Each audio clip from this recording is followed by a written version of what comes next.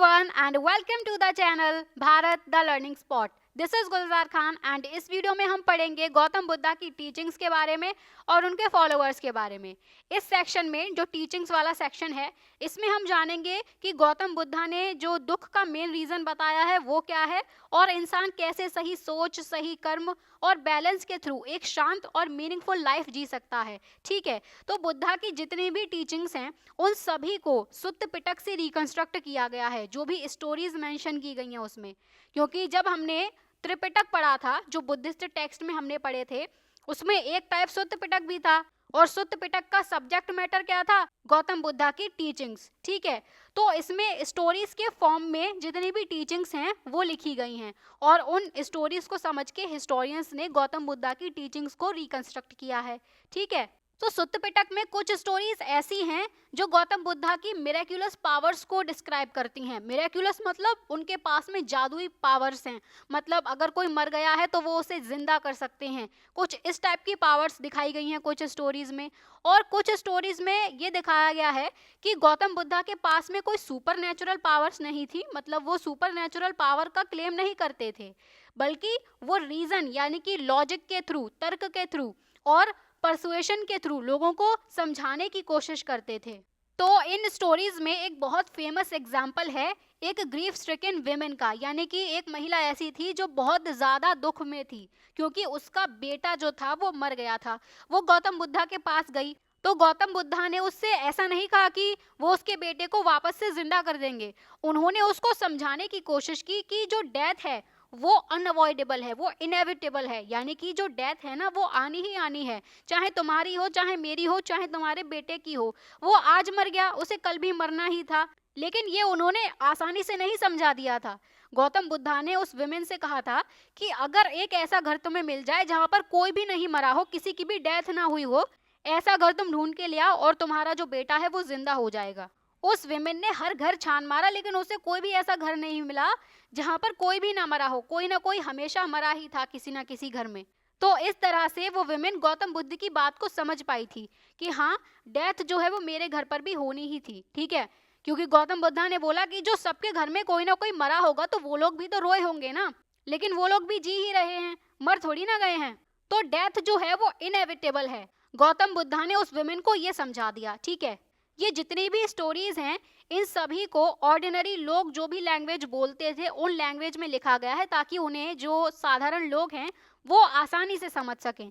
तो इसका मतलब क्या निकला कि जो बुद्धिज्म था वो अमीरों के लिए या जो पढ़े लिखे लोग थे, स्कॉलर्स थे, सिर्फ उनके लिए नहीं था बुद्धिज्म, वो था कॉमन लोगों के लिए, ताकि कॉमन लोग उसे समझ पाएं। तभी तो उनकी लैंग्वेजेस में सारे टेक्स्ट लिखे गए थे। अगर हम बात करें बुद्धिस्ट फिलॉसफी की, तो बुद्धिस्ट फिलॉसफी ये कहती है कि ये जो वर्ल्ड है ये ट्रांजिएंट है, अनिक है। अनिक का मतलब कि कोई भी चीज परमानेंट नहीं है, यहाँ पर सब कुछ टेम्परेरी है और जो वर्ल्ड है वो कॉन्स्टेंटली चेंज होता जा रहा है, होता जा रहा है। ठीक है, मतलब कि जैसे यूथ है कोई, तो जो आज यूथ है वो कल यूथ नहीं रहेगा, वो परमानेंट नहीं है। अगर वेल्थ है तुम्हारे पास तो वेल्थ भी परमानेंट नहीं है, लाइफ भी परमानेंट नहीं है, हर चीज चेंज हो रही है ना। इसके साथ ही साथ वर्ल्ड जो है वो सोललेस भी है, यानी अनंत है। अनंत का मतलब वही होता है कि कोई भी परमानेंट सोल ना होना। तो वर्ल्ड में जब सोल नहीं है तो बुद्धा के अकॉर्डिंग कोई भी चीज़ या कोई भी आइडेंटिटी हमेशा के लिए फिक्स नहीं होती है। कोई भी ऐसी चीज़ नहीं है जो इस वर्ल्ड में एटर्नल हो, मतलब फॉर एवर के लिए हो, ऐसा कुछ भी नहीं है। हर चीज़ की एक्सपायरी डेट ज़रूर है। मतलब आज जो हम हैं वो 10 साल बाद नहीं रहेंगे, चाहे वो फिजिकली बात कर लो चाहे वो मेंटली बात कर लो। हमारा मेंटल लेवल भी अलग होगा, हमारा फिजिकल लेवल भी अलग होगा 10 साल बाद। उससे अगले 10 साल बाद की बात करें तो तब भी हम जो है वो चेंज हो जाएंगे। तो वर्ल्ड जो है वो कॉन्स्टेंटली चेंज होता जा रहा है, ये बात कह रही है बुद्धिस्ट फिलोसफी। तो इस टेम्परेरी वर्ल्ड में जो सॉरो है ना, जो दुख है, वो ह्यूमन लाइफ का इंट्रिंसिक पार्ट है, यानी कि एक एसेंशियल पार्ट है, एक ऐसा पार्ट जो कि नेचुरल है। जैसे जन्म होता है तो दुख होता है, बीमारी होती है तो दुख होता है, सेपरेशन होता है या डेथ होती है तो उसमें भी दुख होता है। तो इस चेंजिंग वर्ल्ड में जो चीज़ नेचुरल है, जो एसेंशियल पार्ट है, वो है दुख। तो पहली बात हमने ये देखी कि सॉरो है। ठीक है, अब दूसरी बात बुद्धिस्ट फिलॉसफी ये कहती है कि इस दुख से निकलने का रास्ता क्या है, वो है पाथ ऑफ मॉडरेशन, यानी कि मिडिल पाथ, बीच का रास्ता। किसके बीच का रास्ता? जो सीवियर पेनेंस होता है, यानी कि बहुत ज्यादा कड़ी तपस्या जो होती है वो भी नहीं करना, या बहुत ज्यादा सेल्फ इंडल्जेंस हो। सेल्फ इंडल्जेंस यानी कि बहुत ज्यादा इंजॉयमेंट में ही लगे हुए हैं, लग्जरी लाइफ जीने में लगे हुए हैं, ऐसा भी नहीं होना चाहिए। इन दोनों के बीच का रास्ता होना चाहिए, बैलेंस होना चाहिए। उस बैलेंस के थ्रू ही जो ह्यूमन बीइंग्स हैं वो इन वर्ल्डली सफरिंग से, इन ट्रबल्स से, इन मुश्किलों से ऊपर उठ सकते हैं। तो दूसरी बात क्या बोली जा रही है? सौरों से ऊपर उठने के लिए मिडिल पाथ अपनाओ, ठीक है। ये बेसिक फोकस है बुद्धिज्म का। जब हम बात करें बुद्धिज्म के अर्लीस्ट फॉर्म की, यानी कि जब बुद्धिज्म इमर्ज होना शुरू हुआ था, उस टाइम पर गॉड है या नहीं है ये इररेलेवेंट था। मतलब गॉड के एग्जिस्टेंस पर ज़्यादा फोकस नहीं किया गया था। मेन फोकस जो था वो ह्यूमन सफरिंग पर और उनके सोल्यूशन पर ही था, ठीक है। और क्या क्या टीचिंग्स थी गौतम बुद्धा की? और गौतम बुद्धा ने बोला है कि ये जो भी सोशल वर्ल्ड है, जो सोसाइटी है, ये ह्यूमंस का ही क्रिएशन है, ये कोई डिवाइन ओरिजिन नहीं है, यानी कि ये किसी भगवान ने नहीं बनाया है, ये सब कुछ ह्यूमंस ने ही बनाया है। अगर सोसाइटी गलत है तो इंसान ही उसे सुधार सकते हैं, सीधी सी बात है। इसी वजह से गौतम बुद्धा किंग्स को, जो राजा होते थे और जो गृहपतिज होते थे, गृहपति मतलब जो वेल्दी हाउस होल्डर्स होते थे, इन लोगों को गौतम बुद्धा ह्यूमेन और एथिकल होने की एडवाइस देते थे। ह्यूमेन यानी कि ये दयालु बन के रहें, और एथिकल रहें यानी कि कोई भी बेकार या गलत काम ना करें। तो बेसिकली जो इंडिविजुअल एफर्ट है इस पर ज़्यादा जोर दिया गया है। इंडिविजुअल एफर्ट की वजह से जो भी सोशल रिलेशंस हैं उनको चेंज किया जा सकता है, क्योंकि अगर हर इंसान अच्छा हो जाएगा तो सोसाइटी अपने आप ही बेटर हो जाएगी, है ना। तो गौतम बुद्धा ने भी इंडिविजुअल एजेंसी पर एम्फेसाइज किया था। इंडिविजुअल एजेंसी मतलब वही पर्सनल एफर्ट जो होते हैं, और राइटियस एक्शन पर उन्होंने एम्फेसाइज किया, यानी कि कोई भी गलत काम ना किया जाए, सारे सही काम किए जाएं, ठीक है। तो इंडिविजुअल एजेंसी और राइटियस एक्शन के थ्रू कोई भी इंसान रीबर्थ के साइकिल से, मतलब जन्म मृत्यु जो होती रहती है, इसके साइकिल से बाहर निकल सकता है, और वो सेल्फ रियलाइजेशन और निब्बाण अटेन कर सकता है। निब्बाण मतलब हिंदी में इसे निर्वाण बोलते हैं। तो निर्वाण का मतलब होता है जो भी ईगो है, जो भी डिजायर है, डिजायर यानी कि जो इच्छाएं हैं, उनको खत्म कर देना, तभी निर्वाण मिल सकता है। डिजायर की बात हम यहाँ पर क्यों कर रहे हैं?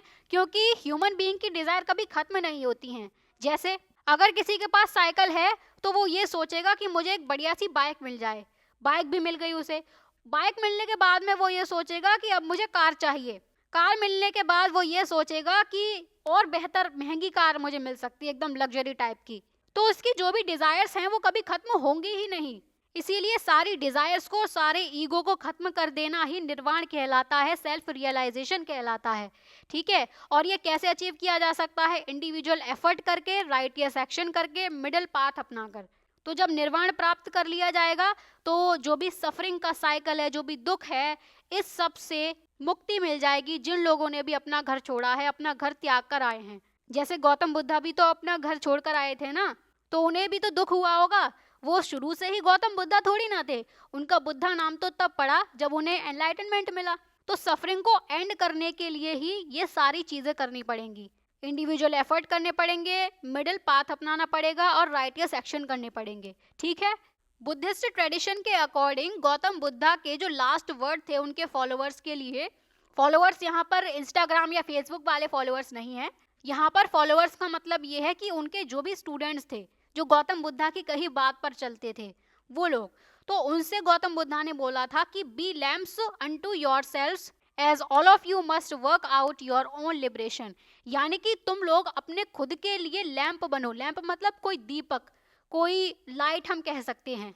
तो वो तुम्हें अपने खुद के लिए बनना होगा, क्योंकि तुम्हें खुद ही अपने लिबरेशन के लिए काम करना है, अपनी मुक्ति के लिए काम करना है। कोई और थोड़ी ना तुम्हें लिबरेशन दिलवाएगा, तुम्हें खुद ही प्रयास करने होंगे, जिसे हम इंडिविजुअल एफर्ट कहते हैं। तभी तुम्हें लिबरेशन मिल पाएगा, तभी तुम्हें निर्वाण मिल पाएगा। ये गौतम बुद्ध के लास्ट वर्ड्स थे उनके फॉलोअर्स को, ठीक है। अब हम बुद्धा के फॉलोअर्स के बारे में देखेंगे, जहां हम समझेंगे कि कैसे मॉन्क्स और कॉमन लोग संघ का हिस्सा बने, और कैसे इक्वालिटी, सिंपल लिविंग और डिसिप्लिन ने बुद्धिज्म को एक स्ट्रॉन्ग मूवमेंट बनाया। तो गौतम बुद्धा जगह जगह जाकर अपनी टीचिंग्स सिखाते थे, और उनकी टीचिंग्स सुनने के बाद बहुत सारे लोग उनके फॉलोअर्स बन गए या उनके स्टूडेंट्स बन गए, जिन्हें हम डिसिपल्स भी कहते हैं। तो डिसिपल्स का एक पूरा ग्रुप तैयार हो गया गौतम बुद्धा का। तो जब ग्रुप तैयार हो गया तो इतने सारे लोग रहेंगे कहाँ, क्योंकि सब घर छोड़ छोड़ के आ गए। तो इस वजह से गौतम बुद्धा ने एक संघ की स्थापना की। संघ क्या था? ये उन मॉन्क्स की ऑर्गेनाइजेशन थी जो आगे चलकर धम्मा के टीचर्स बने। मतलब गौतम बुद्धा तो धम्म सिखाते ही थे, इसके अलावा जो भी उनके साथ में जुड़ते गए वो भी धम्म के टीचर बनते गए और धम्म को लोगों को सिखाते गए वो, ठीक है। अब ये जितने भी मॉन्क्स थे ये सब सिंपल रहते थे बिल्कुल, और इनके पास में ज़्यादा कुछ नहीं होता था, यानी ना कोई प्रॉपर्टी ना कोई घर, कुछ नहीं होता था इनके पास में। सर्वाइवल के लिए जो भी ज़रूरी चीज़ें होती थी सिर्फ वही रखते थे ये लोग। जैसे एक बोल होता था इनके पास में, एक कटोरा होता था जिसमें वो दिन में एक बार आम लोगों से खाना लेते थे। इसके अलावा उनके पास में और कुछ नहीं था। इससे एक फायदा ये था कि मॉन्क्स लोगों पर डिपेंडेंट रहते थे और ईगो या लालच उनमें डेवलप नहीं होता था।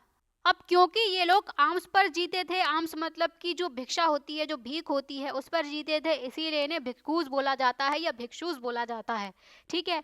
स्टार्टिंग में सिर्फ मैन ही अलाउड थे संघ में, मतलब संघ को जो ज्वाइन करेगा उनमें सिर्फ मैन ही होंगे। लेकिन बाद में विमेन को भी अलाउ कर दिया गया, उन्हें भी परमिशन मिल गई संघ में आने की। ऐसा कैसे हुआ?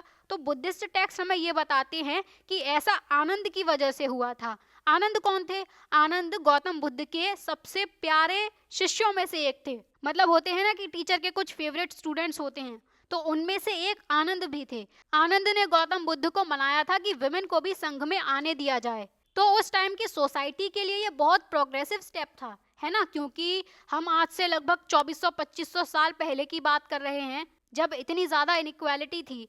हमने चैप्टर 3 में पढ़ा था ना कि विमेन को ज्यादा कुछ राइट नहीं थे, प्रॉपर्टी के लिए राइट नहीं थे, सारे राइट मैन के पास थे।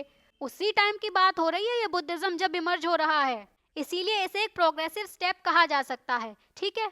तो विमेन को जब संघ में अलाउ कर दिया गया तो गौतम बुद्धा की जो फॉस्टर मदर थी, फॉस्टर मदर मतलब जो दाइमा होती हैं, मतलब ये बायोलॉजिकल मदर नहीं होती, इन्होंने जन्म नहीं दिया होता है, लेकिन ये माँ जैसे ही देखभाल करती हैं, उसी टाइप की ये केयर करती हैं। तो इनकी फॉस्टर मदर थी महाप्रजापति गौतमी। अब महाप्रजापति गौतमी जो थी ये पहली विमेन भिक्खुनी बनी। मतलब मेल के लिए जो है वो भिक्षु यूज किया जा रहा है और फीमेल के लिए भिक्खुनी यूज किया जा रहा है। तो पहली भिक्खुनी महाप्रजापति गौतमी बनी। ये कौन थी? गौतम बुद्धा की फॉस्टर मदर थी, मदर नहीं थी, याद रखना। तो बुद्ध की बायोलॉजिकल मदर का नाम था माया, और ये किसकी वाइफ थी? ये शुद्धोधन की वाइफ थी, जो कि गौतम बुद्ध के फादर थे, ठीक है। महाप्रजापति गौतमी के बाद में कई सारी विमेन आई संघ में और वो धम्मा की टीचर्स बनी, ठीक है। इसके अलावा वो थेरीज भी बनी। थेरीज मतलब होता है वो विमेन जिन्होंने लिबरेशन अटेन कर लिया हो। लिबरेशन यानी कि मुक्ति या मोक्ष हम इसे कह सकते हैं। तो गौतम बुद्धा के फॉलोअर्स की अगर सोशल बैकग्राउंड की बात करें तो उनके फॉलोअर्स कई सारे सोशल ग्रुप से आते थे। वो सिर्फ एक कास्ट या किसी एक क्लास के ही नहीं थे, ठीक है, हर तरह के लोग उनसे जुड़े हुए थे। उनमें किंग्स थे, वेल्दी मैन थे, गृहपतिस थे, गृहपति मतलब वही वेल्दी हाउस होल्डर्स, और इसके अलावा जो आम लोग थे, हमलर फॉक, ये लोग भी थे। इनमें वर्कर्स थे, स्लेव्स थे और क्राफ्ट्स पीपल थे। मतलब लोअर स्टेटस के लोग भी संघ का हिस्सा बने।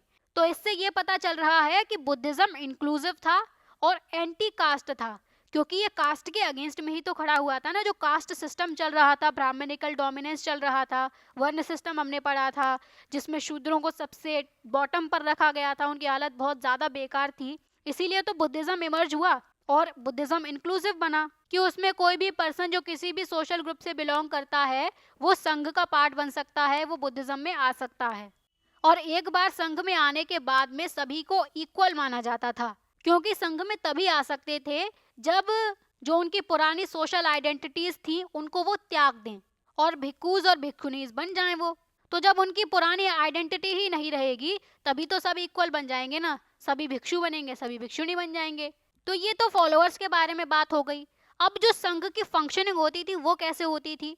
तो संघ का सिस्टम जो था वो जो एंशियंट ट्राइबल रिपब्लिक्स हुआ करते थे, जो गणास थे, जो संघास थे, ये पहले से ही चलते आ रहे थे, इनसे इंस्पायर्ड था, तभी तो संघ बनाया गौतम बुद्ध ने। इनमें क्या होता था, इन गणास और संघास में, इनमें जो कंसेंसस होता था, यानी कि सभी की सहमति जो होती थी या कोई डिसीजन लिया जाता था वो डिस्कशंस के थ्रू लिया जाता था। ऐसे ही नहीं कि एक इंसान ने या कोई, जैसे मोनार्की होती है ना, एक राजा होता है वो अपने डिसीजन दे देता है और सबको वो मानना पड़ता है, ऐसा नहीं था।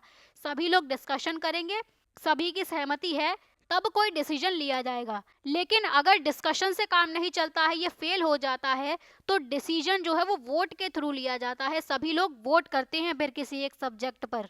तो बुद्धिज्म की अगर हम बात करें तो ये बहुत तेजी से ग्रो होता चला गया बुद्धा के लाइफ टाइम में भी और उनकी डेथ के बाद में भी।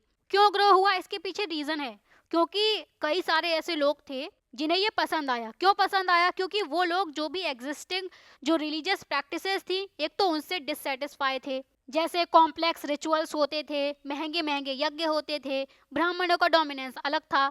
बुद्धिज्म ने इन सब से सिंपल और लॉजिकल ऑल्टरनेटिव दे दिया, तो ये इन्हें पसंद आया। इसके अलावा उस टाइम पीरियड में 6th सेंचुरी BC की बात हो रही है, तब बहुत तेजी से सोशल चेंजेस हो रहे थे। जैसे सिटीज ग्रो हो रही थी, ट्रेड बढ़ रहा था, पुराने सोशल रूल्स ब्रेक हो रहे थे।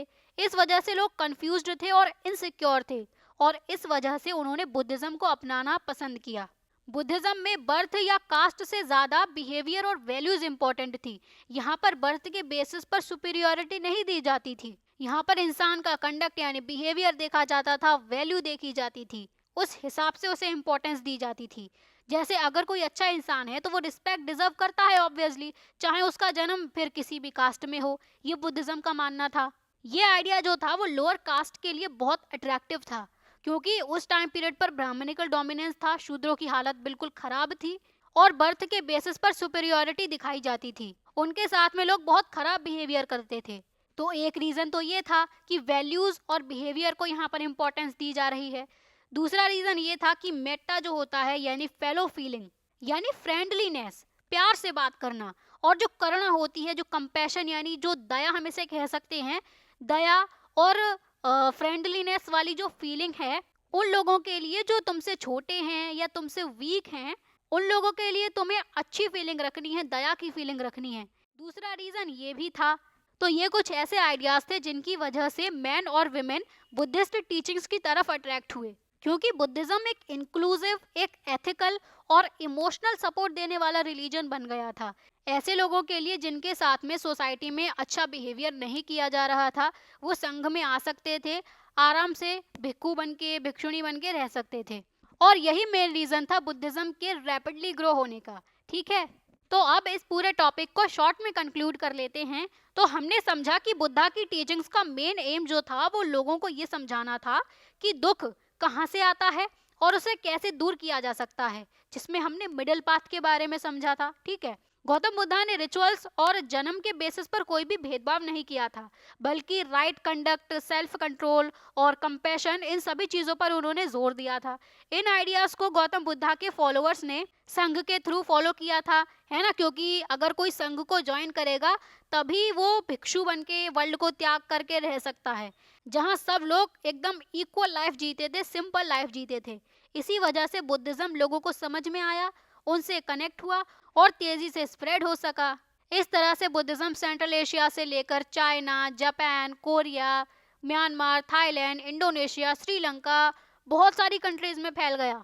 तो इस वीडियो में बस इतना ही, और अगली वीडियो में हम पढ़ेंगे स्तूपास के बारे में। स्तूपास क्यों बनाए जाते थे, कैसे बनाए जाते थे, उनका स्ट्रक्चर क्या रहता था, इस सब के बारे में हम जानेंगे। ठीक है, वीडियो अगर पसंद आई हो तो वीडियो को लाइक करें, शेयर करें, कमेंट करें एंड चैनल को सब्सक्राइब करना ना भूलें। तो चलिए फिर मिलते हैं अगली वीडियो में, तब तक के लिए bye bye, take care and keep learning.